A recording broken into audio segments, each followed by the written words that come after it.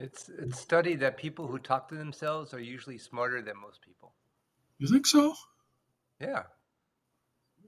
Well, it's the argument that you can always win if you're talking to yourself all the time.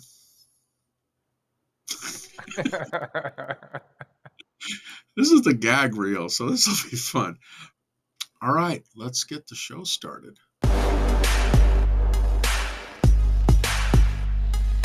Audio Jungle.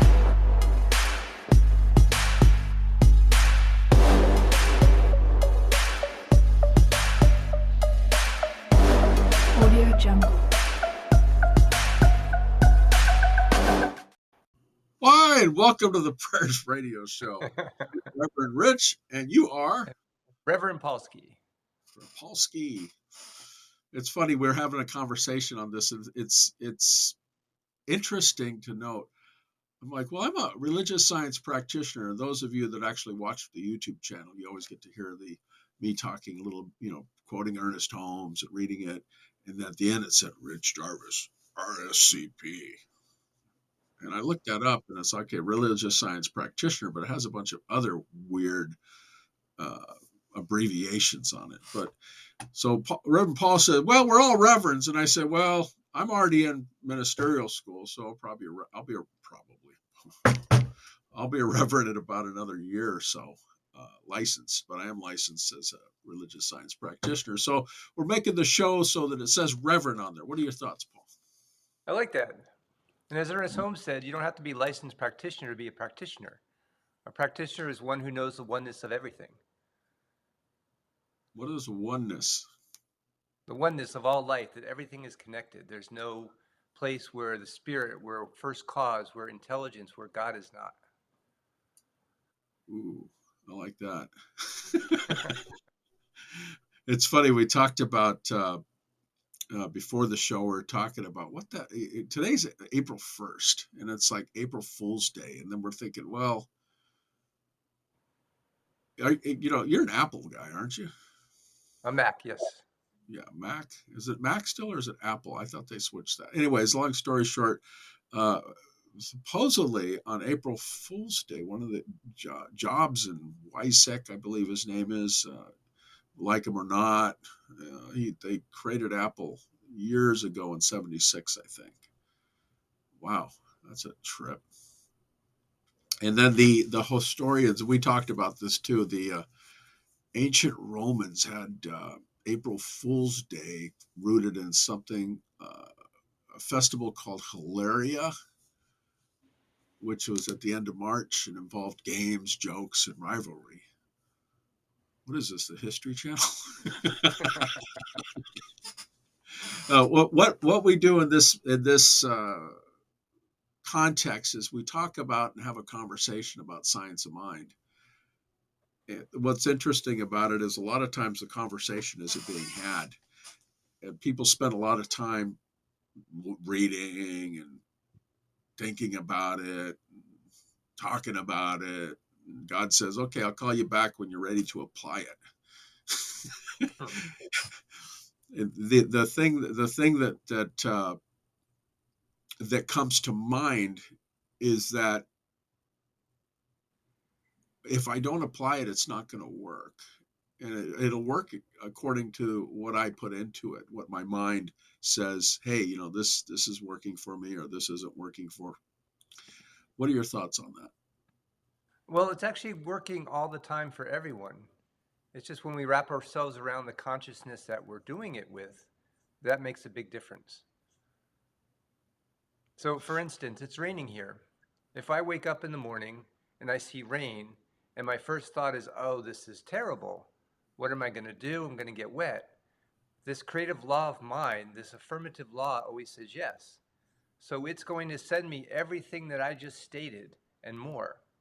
But yet, if I wake up and it's raining, and I'm so elated and happy that it's raining because we need the rain, and I'm just joyous that it's raining, this law of mind is going to send me more things to be joyous about. So once we have a consciousness of knowing how to use the law, because the law always says yes, then it changes our life. As Ernest Holmes says, change your thinking, change your life. Now, what's interesting is the law is like the candy machine, I think you said last time, or we had a discussion on that. What you put into law, you get back. And, it, a lot of times prayers are empty. They're just, oh, I'm begging God to this. Oh, Lord, if you do this, then I'm going to get that. And I promise I'll never. God is neutral. Okay. God is neutral. That's why they say, oh, well, this bad person's this and that and this bad. Well, that's their belief system. So God is neutral. God doesn't God doesn't really, he's neutral. It isn't a matter of caring. It's like, and you want to do that's fine. Go ahead and do that. Pound your head against the wall, and, and go ahead. That's your choice. Welcome to free will. That's the thing that really bothered me about that, is that I didn't realize that God is neutral, but the law allows us to tell the universe, which is the universal all, which God or whatever you want it to do, that hey, we want this. I want the pony and the boat and the and Pegasus and things like that. What are your But yet thoughts? you can want something and not feel and not think it. And so the law is going to give you what you're feeling and thinking. So if I want, the law is going to give me more things to want. So we're not a beseeching philosophy, we're a knowing philosophy. We're knowing beyond a doubt that what we think and feel is going to transpire into the life that we're living. So instead of Now, wanting this and wanting that, I already know that I have it. And I'm very thankful for that. And the law says, yes, here it is. one of the things we have to look at is that in this philosophy, there's prayer. There's different ways of doing prayer. We have what's called spiritual mind treatment, and then we have what's called the argumentative prayer. Well, it's the same thing in the same subcategory. Yeah, but We have one is prayer, and there's two ways to do the prayer: argumentating or knowing. And each one is valid in its own right. they both actually work just fine based on your belief system. If you believe it, you'll see it, because your mind is the only mind that changes in prayer. That's the thing. Your mind is the only mind that changes when you do a prayer. But the universe around you says yes. Yes, exactly. Now, there's 5 steps that we normally talk about in prayer in Science of Mind. And those I'm going to go through those steps real quick. Okay, there's five, cinco. Recognize that God is all there is. Easy enough. Okay, I'm part of the universe, God. Mm-hmm. Unify with that presence that is God. In other words, I'm part of this soup, and I'm part of in that soup bowl with everybody else and everything else. Declare you're whole, perfect, and complete. And this is where you put your laundry list in. I want a Pegasus, a boat, I want a pony, chiclets, and all sorts of fun stuff. And then after you've done that, you release it. No, that's not it. You give thanks. See, I'm trying to catch you. You just, anyways. And then you release it into law. Now, the thing here is when you release it into law, something else may come up that's different. It won't be the previous thing because you've released it. It's gone. You've given it to God. Right, you're not And holding on to it. exactly. But never go back to what that previous thing was if you wrote it down. Just know that if something else pops in your mind, it might be an offshoot of that prayer. It might be an offshoot of what you were trying to accomplish by releasing something to law. See, I even forgot what I was releasing to law when I did that. There are other types, there are other ways of doing it, but the main takeaway is that you want to have those 5 steps in there. Some people are saying, "Oh, I'll do the one-liner. Oh God, I want this." Blah. Well, that could work too.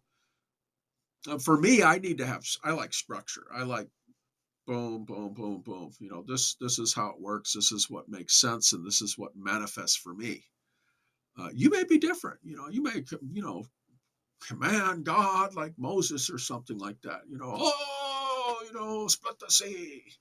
Oh, and remember, Rich, it's not so much the 5 steps, which are important, and some people have more, some people have less, but it's the consciousness that we have as we're doing it.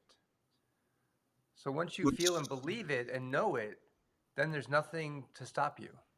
exactly. And you also have to throw in that mental equivalent.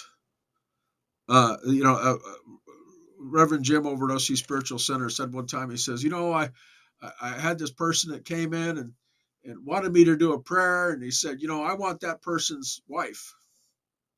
And he's, well, no, you can have the mental equivalent, but you can't take somebody else's wife or their family or their pony or their boat or their car. You have to make your own mental equivalent of what you want that to be. And the universe will provide it. But you need to be careful. I mean, I did a speech a talk one time that somebody my they said, "Oh, I want a Bentley so bad." My good friend Arthur Chadbourne, he says, I was in his class and there's a whole different story. I really want this Bentley and I just want it. And he signed some mine. But I said, okay, fine. I says, it's fine. We'll get you one. The universe will provide. So we did a prayer and I said, fine. Well, I was in a toy store and I found this cool little Bentley.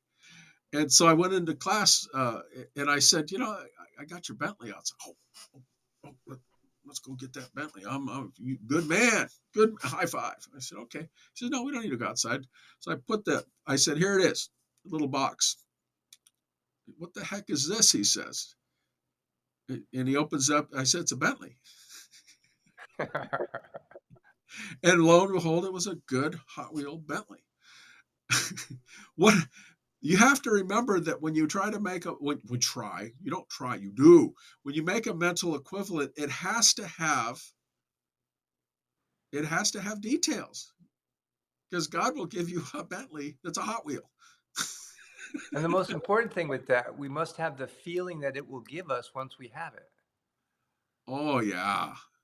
What's that going to feel like when you have a Bentley? What is that going to feel like for you? And then concentrate on that feeling. And the law says yes to our feelings and our thoughts. Now I wanted to talk to you about that.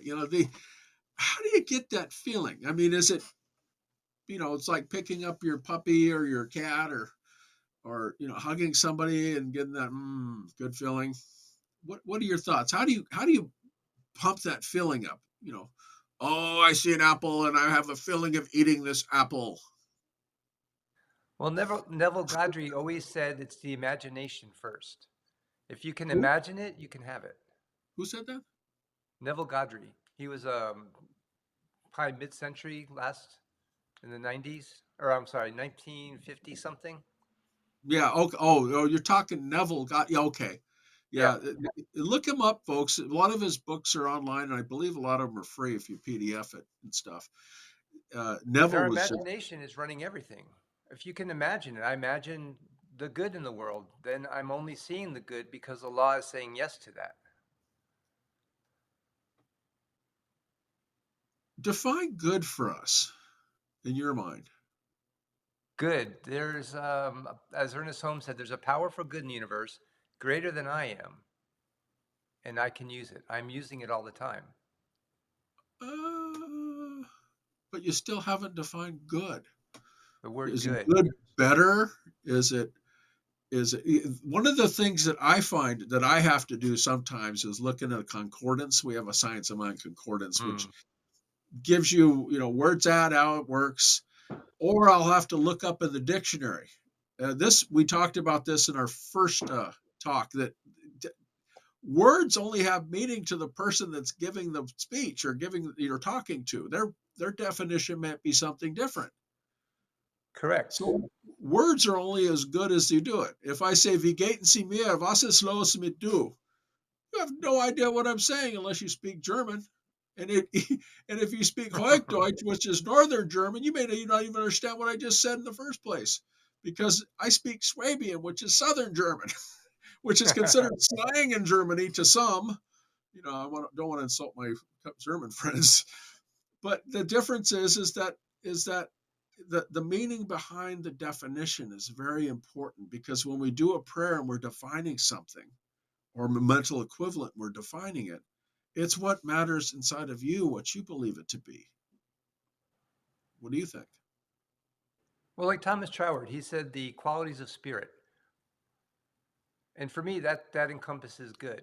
There's power, there's peace, there's joy, there's light, there's love, there's life itself. That's the verities, though. Exactly. We draw from all spiritual teachings. But in Science of Mind, one of the things that you actually learn when you go to class, and again, there's a lot of local Science of Mind churches around there, and centers as we call them, and they offer classes, and we might offer classes online. We haven't decided to do that yet, but I think, but the point is that one of the first things you learn are the seven verities, which is love, light, life, peace, beauty. I ran out of fingers. Joy, Power. Yeah. truth. No, power is a secondary verity. It's a verity, but the main seven are the ones I just said. It's funny. My daughter did these little these little tiny plates that they do, and they have kids church at Science of Mind at Centers for Spiritual Living, and she did these little placards that I still have on the wall. She's an adult now, but I still kept it.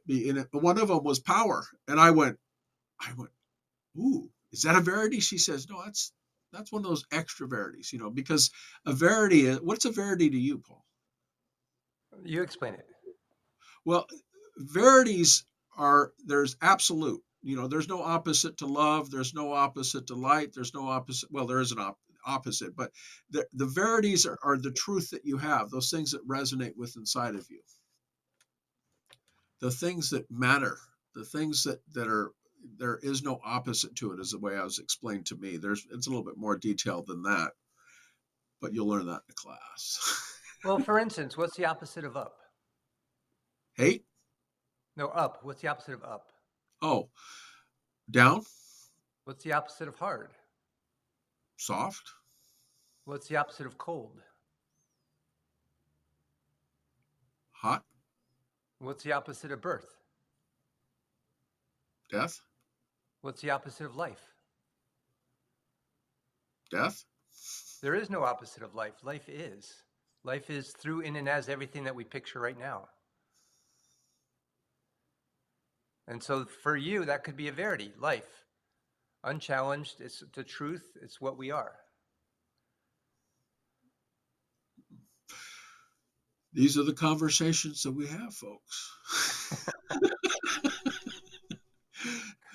What's funny is the thing that you'll find is that you'll ask these same questions in your own philosophy and in your own belief system, because Science of Mind is a philosophy. And ask questions. Don't take anything at face value. Just ask the questions. Do the research. Stay away from the dogma and creed that possibly will manifest itself with anything that you look at. Anything. That's There's great, because I was different. just going to say, we don't have dogma, we have principles. Things to guide us through, knowing that there is one power greater than we are that we can use. Do you like those principles? We live by those principles. There you go. Oh, the guiding light and no, and it's nothing that's external, because when you learn the principles, you internalize them as yourself. You internalize that belief system within you, and those principles allow you to get through the challenging times. We talked about before the before show, and hopefully we didn't record that, but we might have. We talked about the losing of a loved one, whether it be an animal, which we've all lost our fur babies, and we've all lost family members and things like that. Now I'm getting misty a little bit. Take over, Paul. thinking about a couple of dogs that I had and some other family members and stuff, because they're all part of the family. They're your fur babies. The interesting thing that comes to mind on that is that it's how we look at that. Is it the death of something? In Science of Mind, when somebody when you pass away, you just change form, you change energy. Holmes doesn't really go deep into death in his talks and teachings, but he did say that we're all part of the universal all, so we basically change form.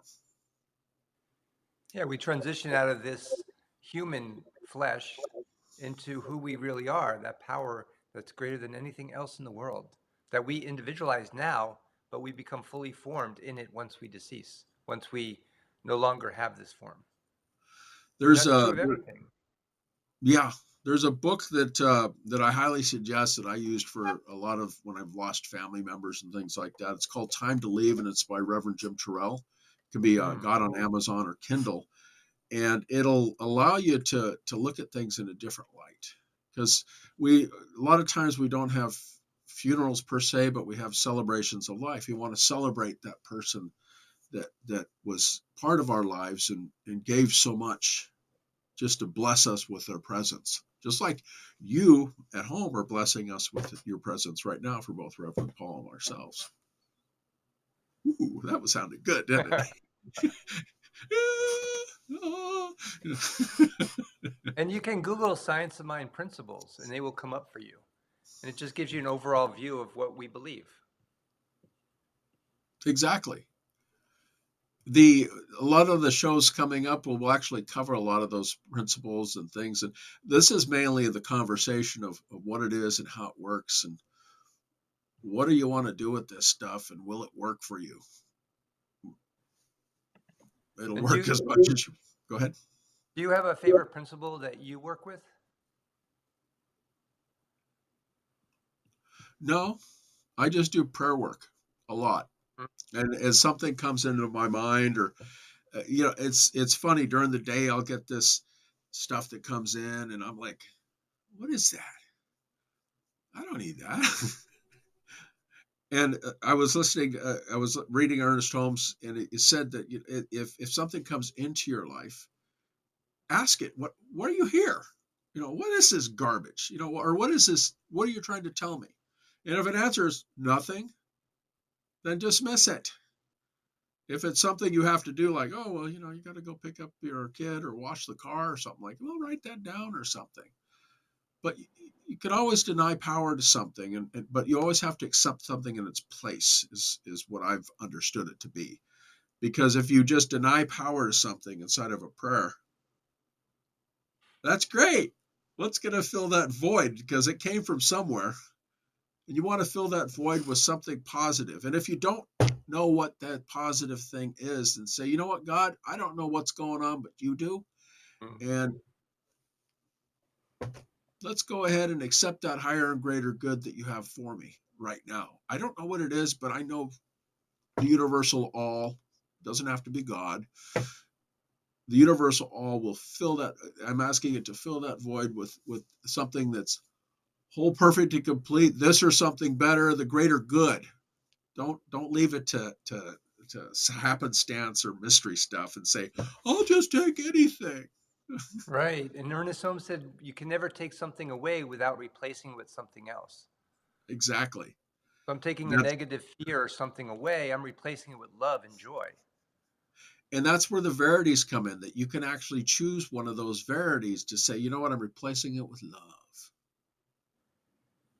Mm. Think about it. I want that. This was the segue that I sort of wanted to get into, is that you can replace it with love, light, life, peace. Ooh, that's a good one. Beauty, joy, truth.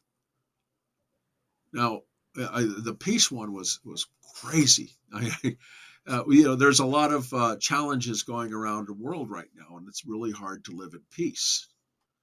I myself, I served, our country, which is United States Army, and I have challenges from it. I have a lot of challenges from it, but I learned to try to be in peace where I can, and then if I can't keep peace, then I'll do prayer work. And then if I can't hold that, what in our philosophy, you actually call a practitioner, and they'll hold it for you until you can't hold it. What do you think? Well, it's funny when you said you want peace. Peace is at the very heart of everything around us. That's the go-to. That's the innate part of who we are. So when we know that, we protect that peace at all costs. So we know the stuff going on in the world right now is crazy, or it seems to be crazy through our eyes. I can sink in to know that place that's never been hurt, never been touched, never been diseased within me, which is peace. And so I sit with that peace and let that radiate outward. And then through the law, everything around me becomes peaceful. Oh, And if somebody comes in and they're unaware of that, we can hold that peace for them until they can know it for themselves. that is wonderful and beautiful and well said. And that's what we do in our own minds. We know, not to somebody else, but for somebody else. Now, the Let's say you're, definition, go ahead. sorry. No, go ahead. Let's say Let's say you were struggling with peace. I sit in prayer knowing in my consciousness that you are nothing but peace. And I'm knowing that with that one mind that we call God, Spirit, First Cause, whatever we name it. It is that one unifying power in, through, and as everything. And if it's in and through me, I know it's in and through you. And so I know that for you, and then you know it for yourself. now you notice how he spoke when he did the prayer, because this is prayers radio, by the way. When he did the prayer, he spoke of it as him knowing that peace for that person, coming from a place of I, knowing that universal around us is changed to that perception, or changed to that knowing that that peace is around it. So you're speaking that word of truth to yourself, but knowing it for the universe around you, that you're speaking that word of truth in your mind to make that peace. Mm. Would that be fair to say? Right, you're directing that. Now, here, this is fun. How there's two ways to spell peace. So remember, the definition of peace can be two different things in your mind. Why do I bring this up? Because somebody's definition of peace, P-E-I-C-E or P-E-A-C-E, may be different. You have to look at that definition and how that definition is defined in your mind. Some of our leaders may think of peace as something, and other things might be something else. Uh, but you, as an individual, make a decision what that universe is going to be, and everything around you changes. You don't have to let outside influences mess with you. You But can, you need to feel it and think it, and feel it and think it, imagine it and feel it. and know it to be Without so. that, it's useless. There was one of my mentors early on, and she had young kids, and she was putting them to bed. And she would always do a nice prayer for them to sleep tight. And she would leave the room saying, I hope that worked. Well, that was enough to negate the prayer because there was doubt. In hope, there's doubt. And so And when there she should found that out, she knew it was there, it was done, it was complete, and the kids slept perfectly.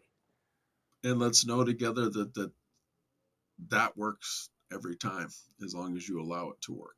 Mm-hmm. It's working Uh-huh. through you, as you. For you. Well, we are Prayers Radio, and this is show number 2, and we're coming to a close now. Any closing thoughts, Paul? No, just look us up online, Google us, Prayers Radio above in the little bar there. And Pop in we are, there. go ahead. Oh, there's more on Prayers Radio than just this. So take a look around, explore it, see what resonates with you. Any questions? Bring them next week. Exactly. And, we have a chat window inside of this that you could actually give us feedback while we're having this. And we'll talk more about that maybe in number 3. So I am Reverend Rich, and you are, Reverend Paul. and we are signing off and thanking you for being part of this journey and this discussion, which we have all the time within ourselves. And Rich and I, right here, right now, know that that one power, that one presence that is in, through, and as everything is touching everyone within the sound of our voice, everybody touching this video, knowing, affirming, and declaring that that peace, that universal presence of that oneness within you radiates outward, changing everything around you. Letting it go in gratitude, letting it go in thanksgiving. We just simply release it to that activity of law, knowing it is already done. And together we anchor this by saying, and so And it is. so it is. Have a great day, and we'll see you Yay. next Thank you, time. everyone.